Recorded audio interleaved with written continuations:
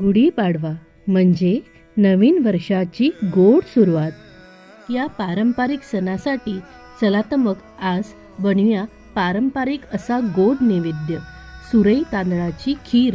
या सुरई तांदळाच्या खीरीसाठी लागणार आहे तूप, जिरं, किसलेलं ओलं खोबरं, दूध, गूळ, वेलची, काजू, बदाम, चारोळी, मनुका आणि हळद। सर्वप्रथम एका कढईमध्ये तूप घ्यायचं आहे। नंतर अर्धा तास भिजवलेले सुरई तांदूळ त्यामध्ये घालायचे आहेत।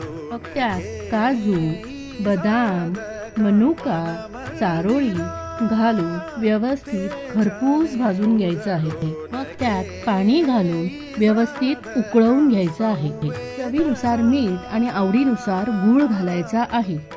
नंतर त्याच्यामध्ये किसलेलं ओलं खोबरं, वेलची पूड, जिरं आणि दुधात भिजवलेलं केशर घालायचं आहे आणि थोडी हळद घालायची आहे। ही खीर व्यवस्थित घोटून घ्यायची आहे की सगळं एकजीव झालं पाहिजे, सगळं मिळून आलं पाहिजे। गुढीपाडव्याला तांदळाची खीरच बनवतात, कारण नवीन वर्ष हे सुख समृद्धी आणि शेतातील नवीन पिकाचे म्हणजेच तांदळाचे स्वागत करणे हा उद्देश असतो।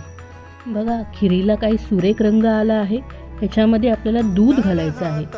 मला आणि तुमच्या परिवाराला मराठी हिंदू नवीन वर्षाच्या हार्दिक शुभेच्छा।